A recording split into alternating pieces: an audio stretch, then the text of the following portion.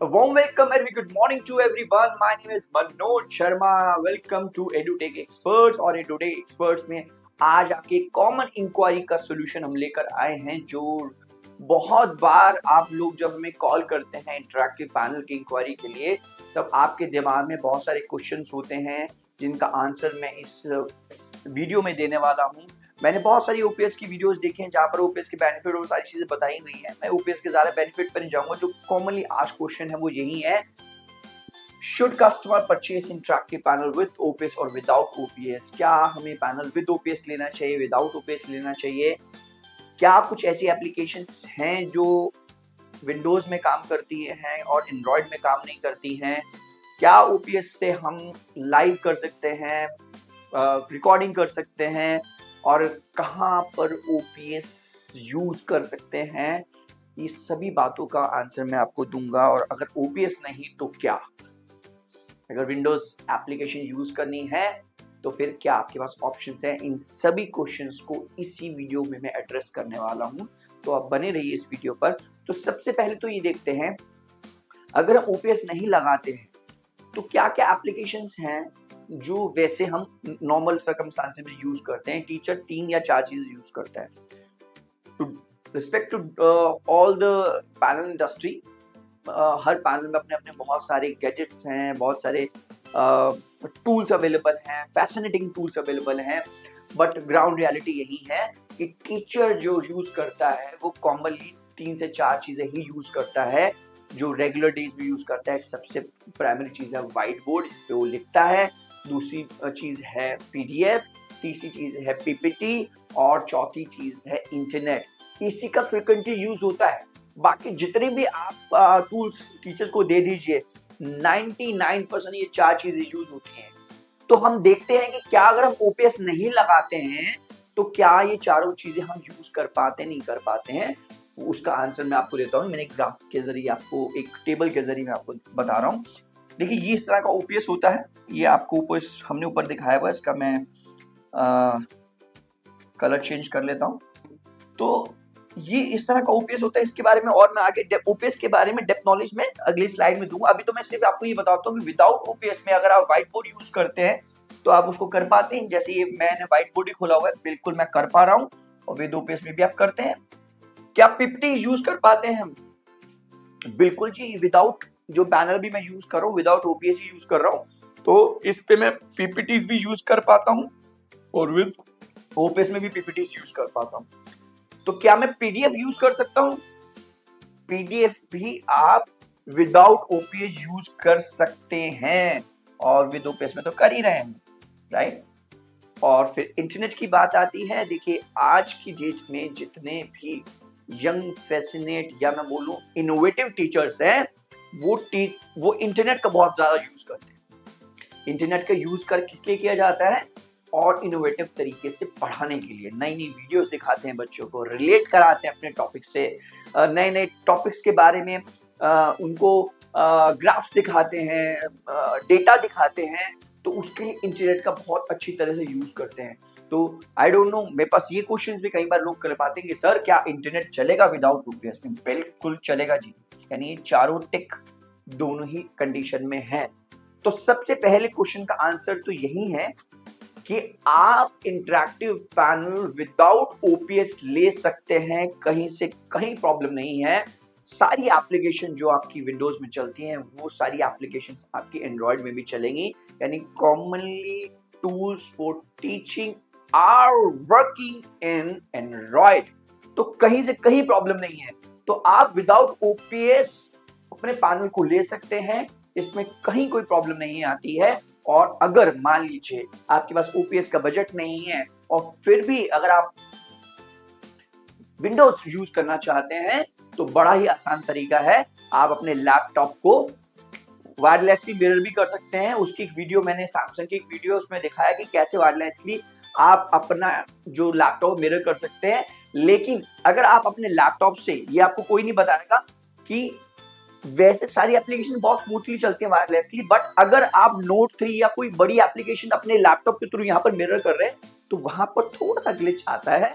तो उसके लिए आप क्या कर सकते हैं, अभी तो नए पैनल्स में सी टाइप केबल आ गया, डायरेक्टली सी टाइप केबल से आप अपना लैपटॉप जो है वो मिरर कर सकते हैं इस पैनल के साथ में।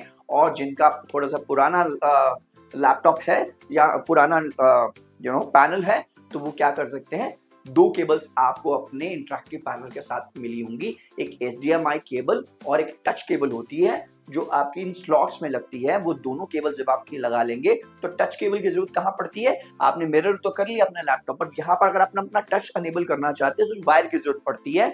जो सी टाइप केबल है उसमें सिंगल वायर से ही दोनों चीजें काम करती हैं, बट HD में अगर आप लगा रहे हैं तो आपको टच केबल साथ में लगानी पड़ेगी। प्लस अगर आप मिररिंग कर रहे हैं तो मिररिंग में भी रिवर्स कास्टिंग आपकी होती है, यानी आप दोनों तरीके से यहाँ से भी अपना लैपटॉप जो है टच अनेबल करके आप यूज कर पाएंगे।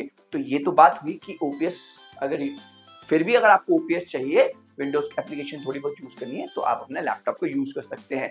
अब OPS कहाँ अभी जो नए कस्टमर्स हैं वो तो विदाउट OPS ले सकते हैं, बट ये OPS मैं आजकल किन लोगों को रेकमेंड कर रहा हूँ, मैं उन लोगों को रेकमेंड कर रहा हूँ जिनके पैनल्स पुराने हो चुके हैं।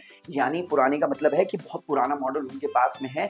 LG का जैसे पैनल था, एक DJ मॉडल था, 3GB रैम के साथ में था। उसमें सबसे बड़ी प्रॉब्लम यही है कि थोड़ा सा रैम भी कम है, पैनल का टच बहुत फाइन है, बट उसमें टूल्स जो है PDF PPT यूज करने के लिए बहुत लिमिटेड हैं और बहुत अच्छी तरीके से उसका टीचर्स यूज नहीं कर पाते उन टूल्स को, तीन टूल्स की लिमिटेशन को फील हो रही थी। तो उस केस में आप इस OPS को, OPS क्या है मैं आपको उसके बारे में पूरी इंफॉर्मेशन देता हूँ। ओपन प्लगेबल स्पेसिफिकेशन, और इस तरह का ये OPS दिखाई देता है। और ये OPS लगता कहाँ है, आपके पैनल के पीछे ही एक स्लॉट होता है, OPS स्लॉट, जिसमें से सिर्फ आपको 2 पेज खोलने होते हैं। और ये जो OPS है जस्ट लाइक कैसेट्स, आपने पुराने जमाने में VCR देखे थे ना, तो VCR में क्या होता था, कैसेट अंदर डालते थे एंड वो इंसर्ट हो जाती है। तो इसमें भी सिंपली कैसेट की तरह इसको अंदर डालना है और आप उसको बस स्क्रू टाइट कर दीजिए और यहाँ से अपना सोर्स चेंज करेंगे तो आपका OPS आपके लिए रेडी हो जाएगा। तो ये OPS आप पुराने पैनल्स को अपग्रेड करने के लिए तो बिल्कुल यूज कर सकते हैं। और OPS कहाँ यूज होते हैं, मैंने इसके पहले वीडियो में आपको बताया था कि मैं सिर्फ नेगेटिव, क्योंकि मैंने देखी वीडियोस कंपैरिजन तो लोग दिखा रहे हैं, बता भी रहे हैं लेना चाहिए नहीं, बट ये नहीं बता रहे कि प्लस और नेगेटिव्स क्या है, वो भी मैं आपको इसमें मेंशन कर रहा हूँ। अब OPS क्यों कौन से लोग इसको रेकमेंड कर रहे हैं, कौन से लोग इनको ले रहे हैं, वो स्पेशली स्कूल्स ले रहे हैं। स्कूल्स किस लिए ले रहे हैं कि स्कूल्स को स्टोरेज की बहुत जरूरत होती है।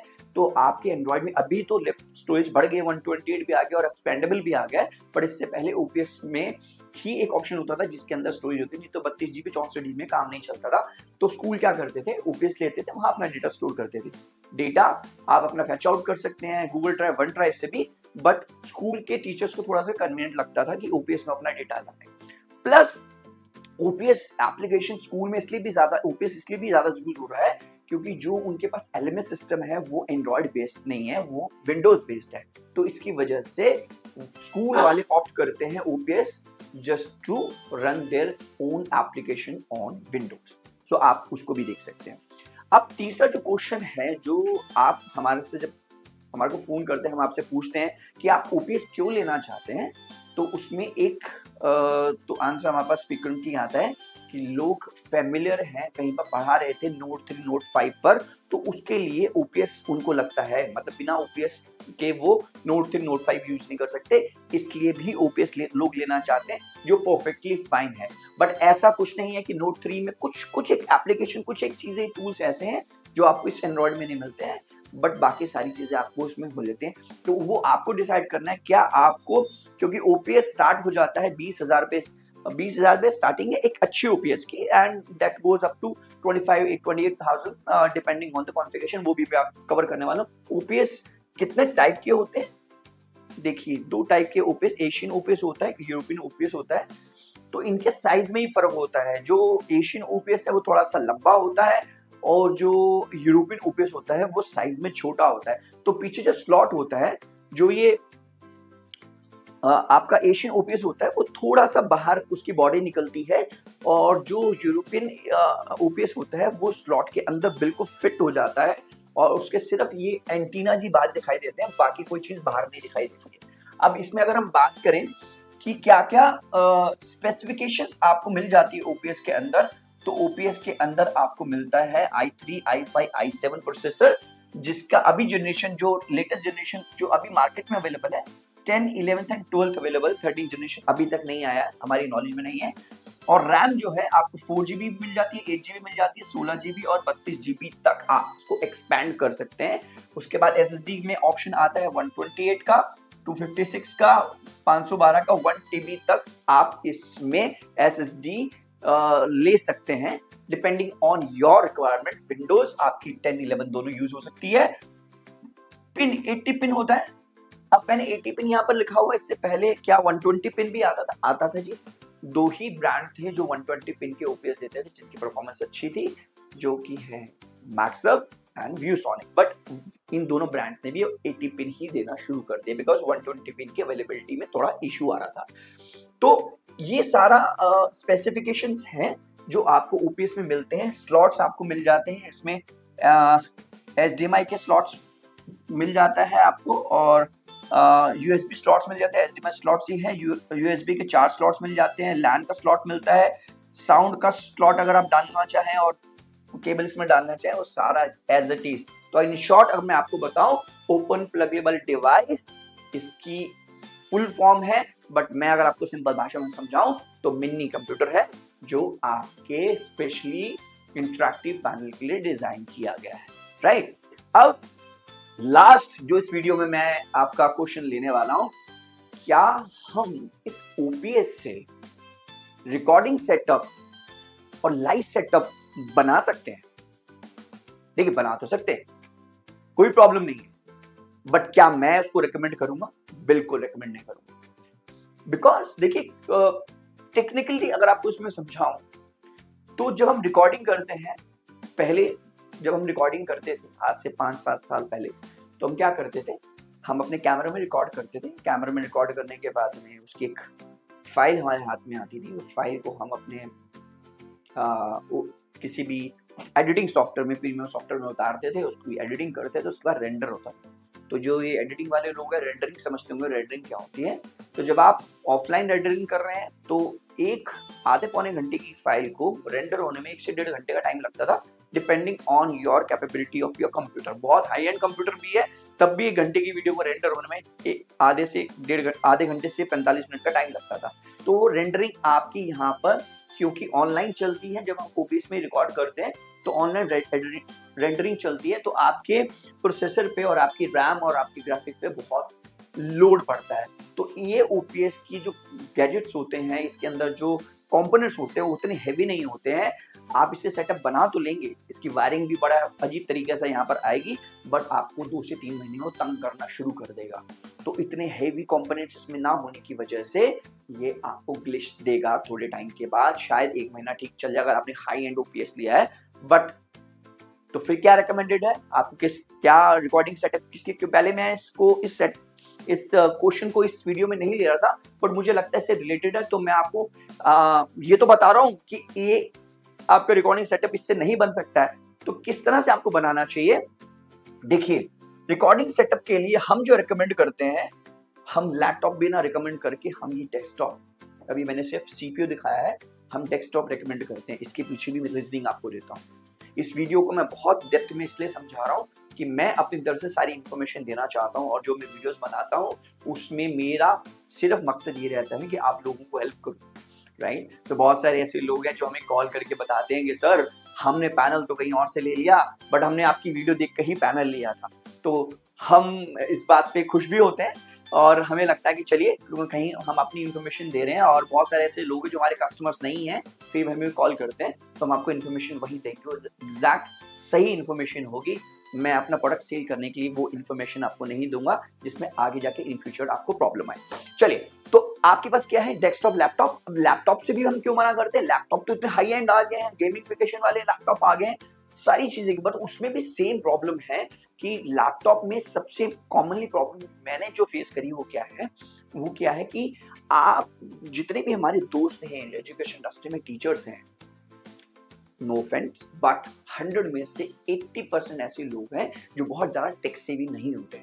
तो लैपटॉप से पूरा सेटअप करने में प्रॉब्लम क्या आती है, जब आप अपना माइक का इनपुट और कैमरे का इनपुट इसके अंदर देते हैं, और उसके बाद जब आप अपना लैपटॉप की जरूरत आपको पड़ती है, जब आप वो वायरिंग निकालते हैं, तो आपका जितना भी सेटअप हमने किया होता है ओबीएस में सब डिफॉल्ट पे चला जाता है।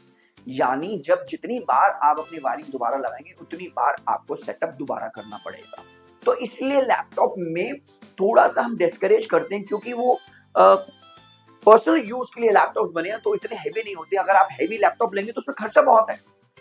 एक अच्छा high and with graphic card gamification वाला लैपटॉप 80,000 से स्टार्ट होकर 1.5 लाख तक जाता है, जबकि आपका एक डेस्कटॉप रिजनेबली स्टार्ट हो जाता है 45,000 से लेकर 70-80,000 रुपए तक। अच्छा डेस्कटॉप आपका बन जाता है, जिसमें हम आपको रेकमेंड करते हैं मिनिमम कॉन्फ़िगरेशन जो हम आपको रेकमेंड करते हैं वो करते हैं i5 11th या 12th जनरेशन ले, 16 GB रैम ले।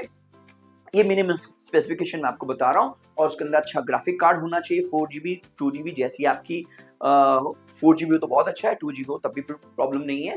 और अगर इसमें SSD आपकी होनी चाहिए, SSD भी आप NVMe की जो लेटेस्ट SSD आ रही है वो आप यूज करें ताकि प्रोसेसिंग आपकी फास्ट हो। प्लस उसमें हम चाहते हैं कि आप स्टोरेज के लिए 1 TB का अलग से हार्ड डिस्क भी डाल सकते हैं, बट आज की डेट में 1 TB में 1 TB SSD भी उतनी महंगी नहीं, तो 1 TB की SSD भी आप ले सकते हैं। प्लस उसके साथ में हम आपको रेकमेंड करते हैं इस तरह का CPU। ये थोड़ा हाई एंड CPU होता है, कूलर मास्टर का CPU है। ऐसे CPU नहीं मैं बोलूंगा उसको, मैं बोलूंगा कैबिनेट है। इसी कैबिनेट के अंदर आपकी पावर सप्लाई भी जो होती है वो भी हम रेकमेंड करते हैं, मिनिमम 550 वाट की पावर सप्लाई लें।